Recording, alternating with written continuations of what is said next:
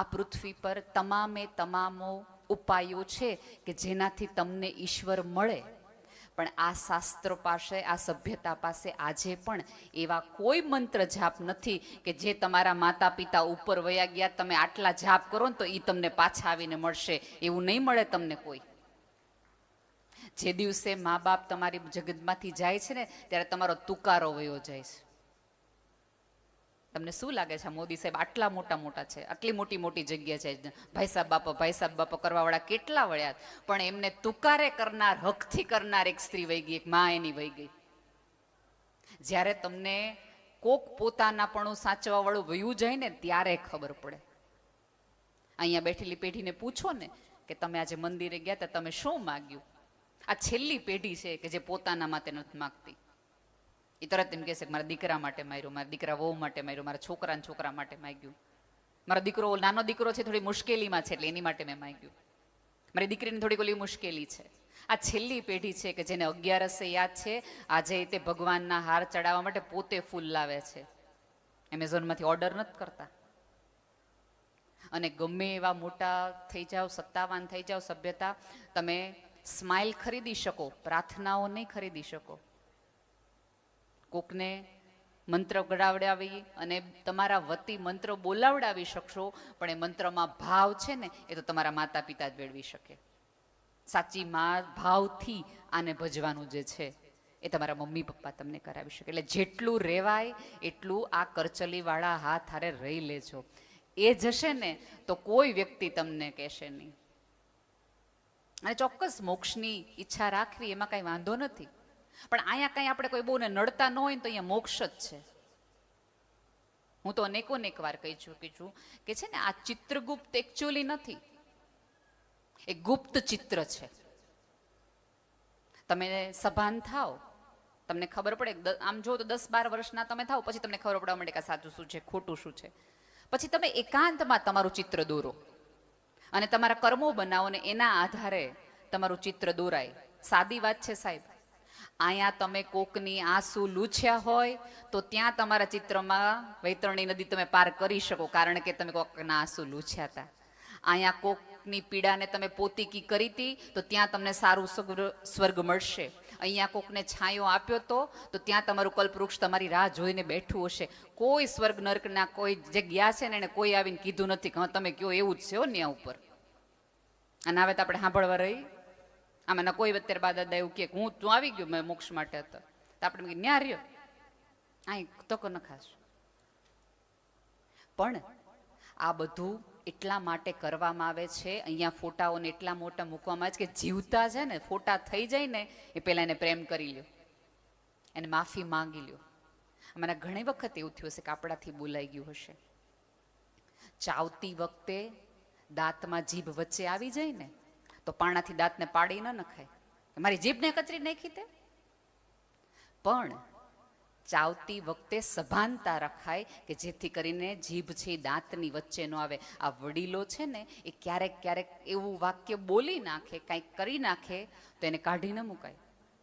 સભાનતા આપણે રખાય કે હવે પછી એવું કરતા પહેલા. અને બીજું કેવું છે કે આ પેઢી આટલી સાહેબી જોઈ જ નથી, એ બહુ સંઘર્ષમાંથી ઊંચી આવેલી પેઢી છે. એટલે એનાથી ક્યારેક વખતે બોલાઈ જાય કે હાવ નવરા બેઠા હોય, કામવાળી શું રાખવાની જરૂર છે, હાથે નો કરી નાખી વાસણ. અને ત્યારે આપણને એવું બધા રાખે તો આપણે રાખવાની જ તે. અહીંયા બેઠેલી તમામ સાસુઓને વિનંતી છે કે તમારા દીકરો જો એને પોસાતું હોય, કામવાળી રાખી શકાતી હોય તો 3 જણાને તમારી દીકરાની વહુને માથે હાથ ફેરવીને રાજી થજો. મારી દીકરી જો મારા દીકરો કેટલો કમાય તને રાણીને જેમ રાખે, તને નીચે પગે નથી મૂકવા દેવા, એનો આનંદ લેવાનો, એમાં વચ્ચે ન આવવાનું હોય.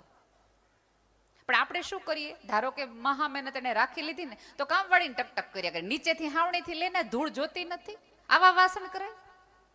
આ કપડા તેવા ને એવા તેને બોળી નાખી દીધા છે એટલે કોઈ કામવાળી ટકે નહીં. રોજ ટક થાય, કામવાળી નો ટકે એટલે બાવ સાસુઓને માથાકૂટ થાય. અને સર્વાનુમતે પછી નક્કી થાય કે તમે આ ઘરે ને અમે આ ઘરે. મજા કરો ને, રાધર આનંદ લ્યો. 2 સાસુ બહુ સરસ મજાની શેઠીએ બહેન 2 હારવાર કયો ને કે નીચેથી આવણી લ્યો, આનંદ લ્યો. જે તમને સુખ નથી મળ્યું, તમે સાહેબ એવો દીકરો સંસ્કારી પેદા કર્યો કે સ્ત્રીના સુખે આટલું બધું રાજી થાય છે. અને બીજું, અહીંયા બેઠેલા ભાઈઓને મારે વિનંતી થોડીક કરવી છે કે તમે કોઈ પણ ધંધાની વાતો હોય, સંઘર્ષની વાતો હોય, એ તમારા મિત્રોને તમે કહો, પત્નીને ન કહો. એક વાત કહું કે તમારી માં પછી તમારી તરક્કીની કે તમારી સફળતાની સૌથી વધુ પ્રાર્થનાને ચિંતા કરી હોય ને તો એ તમારી પત્ની છે. માં પાસે તો 4 સંતાનો હોય એટલે પ્રાર્થના ક્યાંક ક્યાંક વેચાઈ જતી હશે. એની માટે તમે એક જ છો. તમારી સફળતા માટે સૌથી વધુ રાજી થનાર સ્ત્રી હોય તો એ તમારી પત્ની છે. પણ આમાં ક્યારેક એવું બને કે તમારા કર્મચારીઓને ખબર હોય કે તમારું રોકાણ ક્યાં છે, તમે આર્થિક રીતે, પત્નીને કાંઈ ન ખબર હોય અને કંઈક પૂછે સહી કરાવતી વખતે કે આમાં હેમ તમે મને સહી કરાવો, તો આમ કે છૂટાછેડા નથી દેતો, ચૂપચાપ સહી કરી નાખ. એને ખબર છે કે તમે ન દઈ શકો કારણ કે તમને હાલે એમ નથી, એના વગર માંડ મળ્યું નહીં. ક્યારેક પાસે બેસાડીને બધી વાત કરો કે અહીંયા આટલા, આને આટલા દેવાના, આને આટલા લેવાના. એવા કેટલાય લોકો છે કે આ પૃથ્વી પરથી જાય પછી એનું શું છે ને કોઈને ખબર ન હોય, પછી પાછળવાળા મજા કરે. ચંદ્રકાંત બક્ષીએ એવું એકવાર કીધું હતું કે આ જગતનો સક્ષમ પુરુષ એ કહેવાય કે જે પોતાની હાજરીમાં પોતાની પત્નીને વિધવા થતા શીખવાડે કે મારા ગયા પછી તારે જીવવું હોય ને તો તું આટલી આટલી રીતે જજે, આના ઘરે જજે ને આના ઘરે ન જતી, આની પાસે મદદ માગજે ને આની પાસે ન માગતી. આપણી પાસે આટલું બધું છે. અહીંયા દરેક પુરુષ સફળ થાય, સત્તાધારી થાય, મોટો ને મહાન થાય તો બધા જ એવું કે ના બહુ મહેનત છે, એના બહુ સંઘર્ષો છે, ઈશ્વરની કરુણા છે, મા બાપના આશીર્વાદ છે, નસીબ છે. હા, બધું જ છે, કોઈ સવાલ વગરની વાત છે કે આ બધા થકી જ તમે ક્યાંક આગળ વધો. પણ જ્યારે કોઈ તમને આવું કહે ને ત્યારે એકાદ વાક્ય વધો કે માત્ર મારી મહેનત, મારું નસીબ, મા બાપના આશીર્વાદ નથી, મારી પત્નીની સહન શક્તિ પણ આમાં જવાબદાર છે કે જેના થકી હું અહીં સુધી પહોંચ્યો છું. કારણ કે જગત આખાનું ફ્રસ્ટ્રેશન તમે લાવો ઘરે, ત્યાં તમે હાજી સર, ઓજી સર, બરાબર થઈ જશે, ચિંતા ન કરતા, ભલામણ ચિંતા ન કરતા, અને ઘરે આવીને તમે ફ્રસ્ટ્રેશન કાઢવાના છે. સાહેબ, તમે તમારી પીક અવર્સમાં, જિંદગીના સારામાં સારા દિવસોની અંદર તમારા ધંધાના અર્થે બારગામ રહ્યા, એ સ્ત્રી ઘર ઓઢીને બેઠી રહીને ત્યારે તમે આટલું ઉડી શક્યા આકાશમાં. એક શ્રદ્ધા સાથે ઘરની માર ચિંતા નથી કરવાની. અને આમાંની કોઈ પણ સ્ત્રી ક્યાંય પણ મોટી ને મહાન થઈ જાય ને તો એને ઘરે 5:30 હું રસોઈ કરવી એની પેલી ચિંતા વગાડવી જ પડે. અને પછી આપણે એમ કે એને કેટલા બધા કામવાળા છે, એને ક્યાં જરૂર, પણ કામવાળાને કેવું તો ખરું ને કે આજે આ બનાવજે, આજે ઓલું બનાવજે, કે આજે આ કરજે. ખબર નહીં જગતમાં સ્ત્રીઓ સુખી થાય તો જગત આખાને આટલો બધો વાંધો શું છે?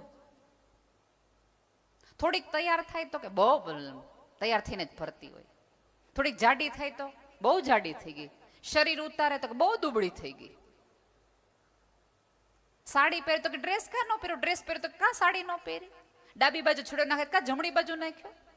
આખા જગતનું જાણે કામ જ એક જ હોય કે સ્ત્રી કેવી લાગવી જોઈએ. સ્ત્રીની અંદર શું ચાલે છે એના તરફ કોઈનું ધ્યાન જ નથી જતું. પુરુષનું ન જાય સમજી શકાય, પણ એની બાજુમાં બેઠેલી સ્ત્રીનું ન જાય. તમારી જેઠાણી મજામાં નથી એ ધ્યાન જો દેરાણીને ન જાય ને તો તમારું સ્ત્રી પત્નામાં તમારે થોડીક શંકા કરવી જોઈએ. તમારી જે જેઠાણી રોજ સરસ તૈયાર થતી હોય અને એકાદ વખત તમે સાથે જવાના હો અને કંઈક સારું પહેરીને ન આવે તો તમારા મનમાં પહેલો વિચાર એવો છે કે ભાભીને એવું શું થયું હશે. પણ આપણે તો 4 જણને કહીએ એવા જ છે મોઢું બગાડેલા. કોક એમ કે ને કેમ આ તમારે જેઠાણી નવી સાડી, એવા જ છે, સારું કંઈક હોય ને ત્યારે જ મોઢું બગાડીને ફેરતા હોય ખૂણામાં. કયો ને રાધર, તમે એની પાસે જઈ એને થોડા મોટિવેટ કરો, એને પૂછો કે કઈ તકલીફ થઈ છે, એને સારી સાડી પહેરવામાં મદદ કરો. કેમ એવું કરો છો? ખોટી એવી દલીલોમાં માનતા જ નહીં કે ભાઈઓના હિસાબે તમે દુઃખી છો. ક્યારેક આપણે આપણી વૃત્તિના કારણે દુઃખી છીએ. અત્યારે એવા કઈ ભાઈઓ ખાસ નડતા નથી. હા, હું એટલું ચોક્કસ ભાઈઓને કહીશ કે જ્યારે મેં કીધું એમ કે તમારા સંઘર્ષની વાત થતી હોય ત્યારે થોડીક વાત છે એ પત્નીને પણ આપજો. અને આમાં કેવું છે કે દરેક વ્યક્તિ એવું ઈચ્છે ખરી કે અમારે કેવી દીકરાની વહુ જોઈએ છે કે જે મારા મમ્મી પપ્પાને માતા પિતા માને, મારા ઘરને પોતાનું ઘર ગણે, પોતાના મારા રીત રિવાજોને પોતાના રીત રિવાજો ગમે, સારી વાત છે. કે સ્ત્રી આવી અને તમારા મમ્મી પપ્પાને એના મમ્મી પપ્પા ગણવા માંડે. પણ આની આ વસ્તુ ભાઈઓ પોતાના સાસુ સસરાને માતા પિતા ગણવા માંડે તો દરેક સાસુને તકલીફ થઈ જાય. આ જોતો ખરો ને, ત્યાં તો સાસુને મૂકવા એલો લે. તમને મંદિરે લઈ જાય, તમને હોસ્પિટલ લઈ જાય તો એમ થાય કે વાહ, આપણું પૂન છે હો, મેં કર્યું હતું ને, મારા સાસુનું કર્યું હતું એટલા માટે મને આ મળ્યું. હવે એનો એ તમારો દીકરો એની સાસુ માટે કંઈક 2-3 વસ્તુ કરે તો આપણને કેમ એટલી તકલીફ પડે છે. ત્યાંય તમારે એ જ ફિલોસોફી રાખવી જોઈએ કે આ માતા પિતા, આ માતા પિતા, રાજી થાવ, ગર્વથી કયો પોતાની જાતને અને પોતાની પત્નીને કે મેં એવો સંસ્કારી દીકરો પેદા કર્યો છે કે જે અન્યના મા બાપને પણ પોતાના મા બાપ તરીકે રાખી શકે એવા સંસ્કાર મેં એનામાં રચ્યા છે. પણ આપણે આપણું ધ્યાન આ તરફ જાય જ નહીં, આપણે ચશ્મા એ તરફ જોવા જાય જ નહીં. કેમ આટલા બધા પોતાનાઓથી તમે થાકેલા ને હારેલા છો? આ જગત આમ જુઓ ને તો ભણકારાનું જગત છે. બધા મજામાં લાગે, બધા રાજી લાગે, પણ કોઈને ખૂણામાં બેસાડો ને થોડીક વાર માટે ને પૂછો ને કે કંઈક છે તકલીફ, તો દરેકને રડી લેવું છે. અહીંયા આ પૃથ્વી પર દરેક વ્યક્તિએ ખોળો ને ખભો ગોતે છે કે જેને કહી શકાય કે આજ મજા નથી આવતી, આજ મૂડ નથી. બધું હોવા છતાં પણ કોઈક વસ્તુ એવી છે કે જે તમને આનંદ નથી આપતો. મજા માટે જીવશો તો થાકશો, આનંદ માટે જીવશો ને તો કંઈક કશુંક પામશો. અને આમાં કેવું છે, એક વખત સોનીની દુકાન અને લુહારની દુકાન એકબીજાની સામસામેની દુકાન હતી. જેવું લોખંડની લુહારની દુકાને પહેલો ઘા પડ્યો હથોડી પરનો મોટો, એ લોખંડનો ટુકડો ચીસ પાડીને સોનીની દુકાનમાં જઈને પડ્યો. ત્યારે સોનું પીગળી રહ્યું હતું. ત્યારે સોનાએ પીગળીને ઓલા લોખંડના ટુકડાને કીધું કે બસ આટલી વારમાં એક નાનો એવો ઘા પડ્યો, કેટલી તે રાડ નાખી, ત્યાંથી છટકીને આ બાજુ આવતો રહ્યો. તું મને જો, મને તે તાપે છે, મારે છે, મારા પર વાગે છે, ઓગાળે છે, તેમ છતાંય મારામાંથી ચીસ નીકળે છે. હું શાંતિથી રહું ને એટલે હું તારા કરતા મોંઘું છું.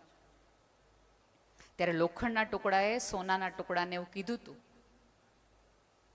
કે તને જે સોનું તારા ઉપર છે ને, એ સાણસી એ લોખંડની છે, એરણે લોખંડનું છે, આગે કોકની છે. મને જે મારે છે ને, એમ રાખેલી એરણ એ લોખંડની છે, મને જેણે ઝીલી રાખી છે કસકાવીને એ સાણસી એ લોખંડની છે, ને હથોડીનો જે ઘા મારે છે ને એ લોખંડનો છે. મને મારા મારે છે ને એટલાથી મને રડે, તને પારકા મારે છે એટલે તારાથી ચીસ નો નીકળે. પોતાના ઘા મારે ને ત્યારે તો રાડું નીકળી જ જાય. પારકાઓના ઘાથી આપણને બહુ ફરક ન પડે, પણ પોતાની વ્યક્તિ તમને કશું કહી જાય ને ત્યારે માણસ અંદરથી તૂટી જાય, પછી ઊભું થવું અઘરું પડે. બહારના ઘા તો તમે ઝીલીને આવી શકો કારણ કે તમે બખ્તર પહેરીને ગયા હો, પણ ઘરમાં તો તમે બખ્તર વાળા વગર ના હો ને, કારણ કે તમે ઘરમાં છો. એ ઢાલ બનવા માટે જીભ ઉપર થોડી મીઠાશ રાખો, થોડી હળવાશની વાતો કરવાની રાખો. હવે બિનજરૂરી રીતે બધા ગંભીર બહુ થઈ ગયા છે કાંઈ કારણ વગર. અને અહીંયા આવ્યા છો એટલે આપણે બધાને એવું થાય કે આ બધી માયા છે ને, આ બધો મોહ છે ને, આમ છે ને તેમ છે. ખરેખર એવું નથી. કાંડામાં ત્રેવડ હોય ત્યાં સુધી કમાઈ લેજો. 2 પૈસા કમાણા હશો તો 2 દાન કરી શકશો. અને સંસ્કારી માણસ પાસે લક્ષ્મી આવે ને તો જ સમાજ સુધરે. અયોગ્ય માણસ પાસે લક્ષ્મી આવે એના કરતા. તમારી પાસે 2 પૈસા હશે તો આવા આશ્રમોમાં બાંધી શકશો, આવી સપ્તાહો કરી શકશો, કથાઓ કરી શકશો, અમારી વિકલાંગ સંસ્થાઓ જેવી સંસ્થામાં દાન કરી શકશો. તમે તે સ્લીપરમાં સેફ્ટી પિન ફેરવીને ફરતા હોય, તમને શું મદદ કરવાના હતા? જેની પોતાની તાવડી ટેકા લઈ ગયો એ કોક ના રોટલા દે ના. કમાવાય એટલું કમાવો, જેટલી ત્રેવડ હોય. તમારા સંતાનોને તે ખોટી સંતોષની વ્યાખ્યા ન આપો કે બેટા ચટણી રોટલી ખાઈને પડ્યું રહેવું પણ ખૂણામાં શાંતિથી રહેવું. ના ના, હવે ન હાલે. તાવડી તેરવાના માને. ખોટી રીતે સંતોષની વ્યાખ્યા સંતાનોને ન આપો, એને સમજાવો યોગ્ય રસ્તે પોતાની મહેનતથી કઈ રીતે લક્ષ્મી કમાવાય એ રસ્તે શીખવાડો, અને આવેલી લક્ષ્મીમાંથી કઈ રીતે સવાયું કરવાના રસ્તાઓ એને શીખવાડો, દાનનું મહત્વ સમજાવો, એને વાપરવાના રસ્તાઓ, અને સૌથી વધુ મહત્વનું એને સેવિંગ શીખવાડો. અત્યારે મોટામાં મોટી પેઢીની મોટી, તમે હમણાં કદાચ થોડાક વખત પહેલા વાંચ્યું છે, ટાઈમ્સ ઓફ ઇન્ડિયાનો સર્વે છે કે આવતા દિવસોમાં ભારત લગભગ 2.5 કરોડથી વધુ ક્રેડિટ કાર્ડ ઉપર જીવતા લોકો થઈ જશે ગુજરાતમાં. ક્રેડિટ કાર્ડ એટલે શું? ઉધારીમાં. તમે એના બદલે તમારા સંતાનોને શીખવો કે થોડું ઘણી બચત પણ કરે, અને એનો સાદામાં સાદો અને સરળમાં સરળ રીત તો એ છે કે નાનપણથી એના મગજમાં બચત રાખો. તમારું બાળક બેન કહે કે મમ્મી મારે આ વખતે બર્થડેમાં આ વસ્તુ લેવી છે, તો પહેલું વહેલું પૂછો બેટા એની શું કિંમત હશે, કારણ કે એણે ગૂગલ કરી જ લીધું હશે કે 500ની વસ્તુ છે, 700ની વસ્તુ છે કે 1000ની વસ્તુ છે. ત્યારે સરસ રીતે તમારી પાસે સગવડતા હોય, અનુકૂળતા હોય, તમે આવી 10 વસ્તુ ખરીદી શકો હોય, તેમ છતાં સંતાનોને કહો કે આ ગલ્લામાં તું એટલા પૈસા ભેગા કર, જેટલા ઘટશે ને એટલા તારા પપ્પાનું કહીશ કે આપશે. અને આમાં ક્યારેક ભાઈઓ થોડીક એવી રાખે ને ટેવ કે કરકસર કરાવડાવે, અથવા તો તમારા છોકરોને કોઈક મોટી સ્કૂલમાં જવાનું હોય, વધુ એડમિશન લેવા જવું હોય, વિદેશ ભણવા જવાનું હોય, એટલે ભાઈ એમ કહે કે ભાઈ તું તારા કડે કરો ભાઈ, અમારા આમ તેવડ નથી. તો આપણી અંદરની તરત ઓલી જશોદા માતા રોવા માંડે કે ના રે ના, કોની હાટો કમણ, આવા કા લોભણા વેડા કરો, છોકરાને નથી દેતા, કોની હાટો તમે ભેગું કર્યું છે?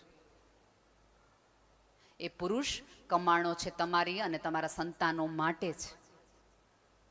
તમને શું લાગે છે એને કંટાળો નહીં આવતો હોય? અહીંયા બેઠેલી તમામ સ્ત્રીઓ જીવનમાં એક વાક્ય બોલી જ હોય, બધું મૂકીને ક્યાંક વયું જાઉં છું. કેટલી વખત ઈચ્છા થઈ પણ છોકરા હાટો ઘર બાંધીને બેઠા રહ્યા, છોકરા હાટું ઘર બાંધીને બેઠા રહ્યા, એવું બધા બોલ્યા હોય. તમને નહીં લાગતું કે આ લોકોને વિચાર ઘણી વાર આવ્યો બધું મૂકી જવાનું? આવ્યો જ હોય. પણ એ પુરુષ તમારી જેમ એ વાક્ય બોલતો નથી કે બધું જ મૂકી જવાની ઈચ્છા થઈ રહી. તમે બાળકો માટે રહી ગયા, એ તો બાળકો અને તમારી બંનેની માટે રહી ગયા કે મારા ગયા પછી મારી પત્નીને બાળકોનું શું થશે, એ વિચાર એને આવે છે. એ તકલીફ એ છે કે એક્સપ્રેસ કરી શકતો નથી.